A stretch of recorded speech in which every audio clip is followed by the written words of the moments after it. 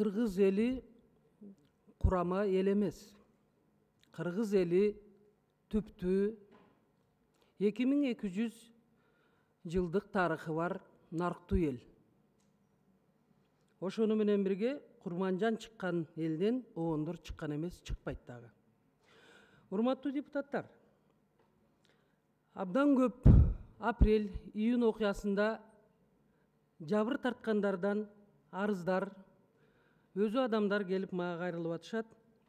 Себеби алардын турак жай маселеси чечиле элек. Акыйкат үчүн айтып коюш керек. Өкмөт башчысы ушундай кыйын убакта материалдык миллион сомдон болгон акчаларды таап берди.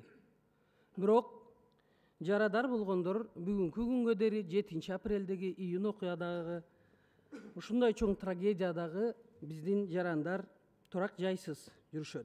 Ошондуктан, урматтуу депутаттар, урматтуу төрага, 15 сентябрь 2011 жылы биз ушул комиссиянын төрагасы Ибрагим Жунусовду уксак, Сатыбалдиевди уксак, Жантөрө Жолдошовду, Ош, Жалал-Абад, Бишкек мэрлерин, ошондой эле губернаторлордун отчетун уксак. Дагы бир айтып кете турган нерсе, тилекке каршы бизде сел жүрүп атат, жер көчкү болуп атат, жер титирөө болуп атат. Мына ушул элибиз запкы жеп атат да. Ошондуктан ошол 15 сентябрь күнү дагы МЧСти биз угуп, эмне иш алып баратат? Себеби мына кыш келатат. Канча мектептер азыр кулап кеткен. Ошол мектептердеги балдар палаткада бүгүн окууга барышты. Ошондуктан менин ушул сунушумду урматтуу депутаттар колдоп, 15 сентябрга коюп берсеңиздер. Рахмат. Урматтуу Ахматбек Келдибекович, мен азыр орчундуу маселени көтөрдүм эле, ошого сиз эч бир мындай өзүңүздүн айткан сөзүңүздү айтып кетпедиңиз да.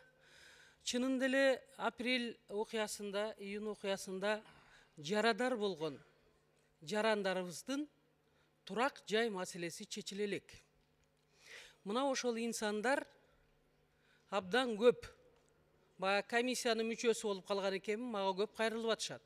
Ошондуктан, урматтуу депутаттар, урматтуу төрага, мен сизден дагы бир жолу суранып кетейин. 15 сентябрь 2011 жылкы биздин ушул жыйында карап берсек, ушул маселени. Экинчи маселе МЧС боюнча айттым эле. МЧСтин дагы министрин угалы деп. Себеби азыр кыш келатат. Үйлөрү кулап кеткен жер титирөөдөн. Ошол инсандарыбыздын мектептер боюнча эмне иш жасап атат, бир угуп коелучу. Бул деген катаклизм. Дагы бир маселе. ОТРК боюнча президенттин возражениясы келди. Биздин комитет фракциялардын жетекчилерине жөнөттүк. Урматтуу фракциянын жетекчилери, фракцияда карап туруп, өзүңөрдүн оюңарды биринчи күнгө дери бизге берсеңиздер. Рахмат силерге. Депутаттар, урматтуу төрага, эгерде парламент өзүнүн аброюн көтөрөм десе, чында эле биздин аброюбуз азыр түшүп кеткен. Анда биз өзүбүз акыйкат, адилет, ошону менен бирге мыйзамдуу иш алып барсак. Бүгүнкү берген маалымат өтө орчундуу маалымат. Садыр Жапаров берген маалымат бул өтө орчундуу маалымат. Ар бир депутаттын чын эле ар намысына тийген маселе болуп калды 15 июлдагы маселе. Ошондуктан 8 июнь 2011 жылы мен айттым эле, Жамал Жусуповго окшогон соттор барса, парламенттин дагы президенттин дагы аброю кетет деп.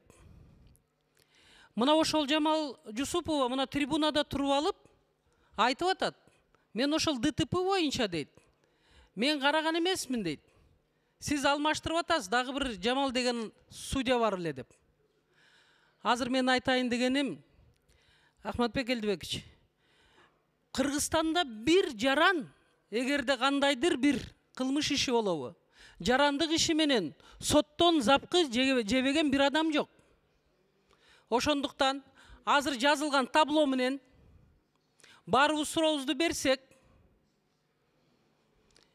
бул Садыр Жапаров жасаган бул жердеги кайрылуу, кечиресиңер, мамлекеттин башчысынан баштап баарыбызга тең өтө катуу сөздөр айтылды. Рахмат.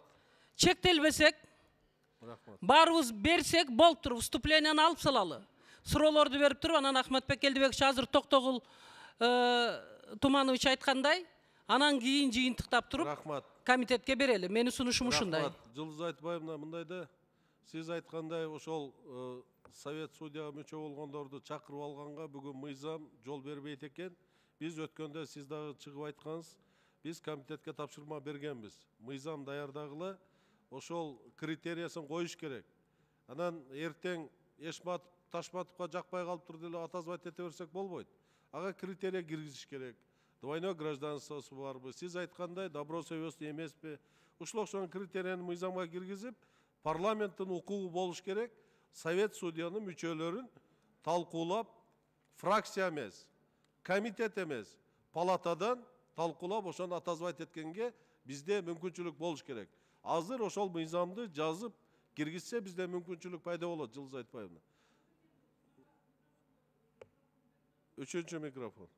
Ахматбек Келдибекович, сиздин айткан сөзүңүздө калет жок, туура айтып атасыз. Бирок мына азыр биздин коллегабыз, депутатыбыз тиги балыкчыда 10 000 сом берип, Базарбеков ке чыкканмын деп атат. Мына биз ошол депутаттарга мен маалымат берип атсам, Жамал Жусупова кичинекей өлгөн кыздын үстүнөн соодалашып, акча алып, бул жерде өлүм жөнүндө сөз болуп атса, депутаттар колдоп коюп, биз дагы күнөөлүбүз. Мен Бакыт Төрөбаевга кошулуп кетет элем. Ошондуктан биз Кудайбергенов деп атат, дисциплинарный боюнча Совет судийде. Осмон Кулов деп атат.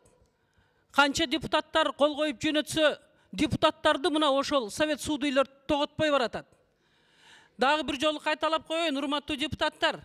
Эгерде чынында эле биз элдин мүдөөсүн аткара турган парламент болобуз десек, мына ушул сотторго келгенде шашпасак, мына ушул сотторго келгенде барыбыз кылдат мамиле жасасак, мына ушул сотторго келгенде, Ахматбек Келдибекович, 1 минут.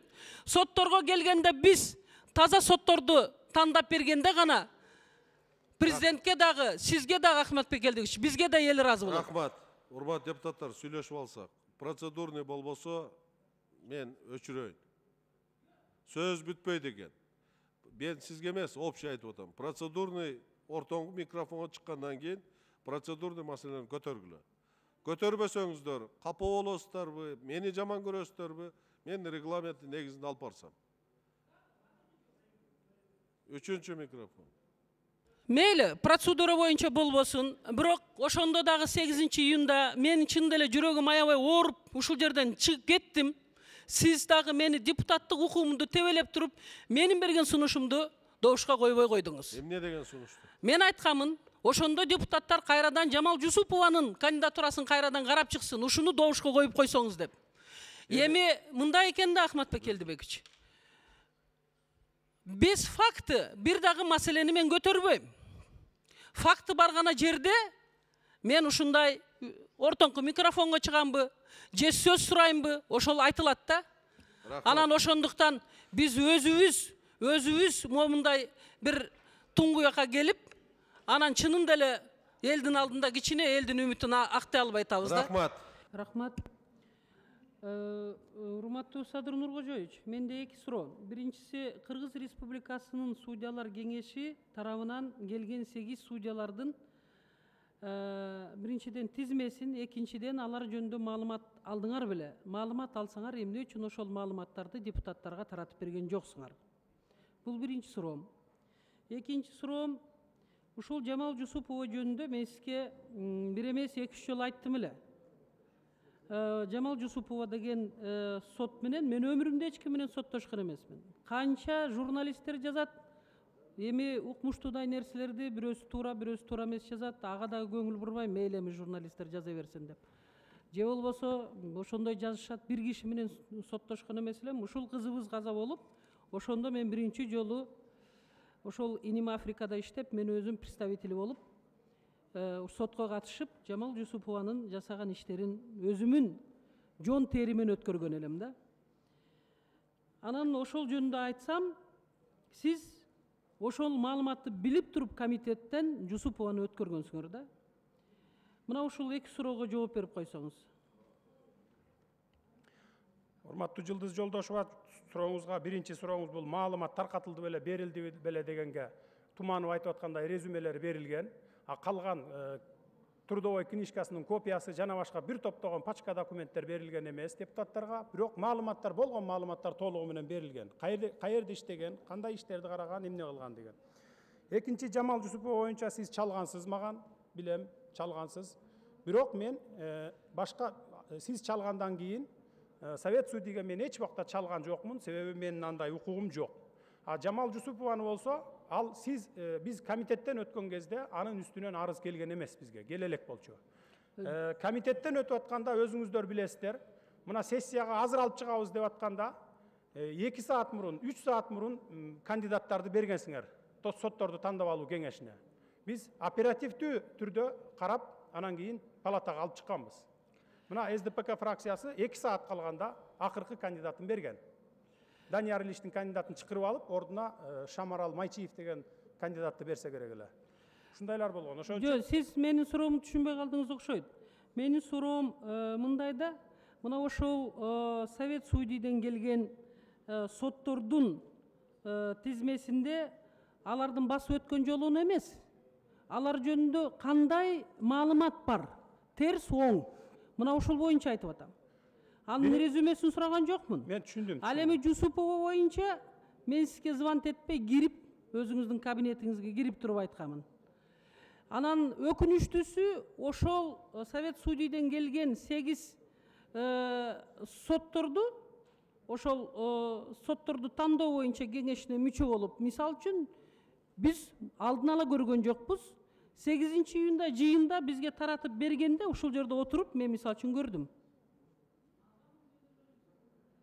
Убактыңыз бүттү. Жооп берип коюңуз кыска.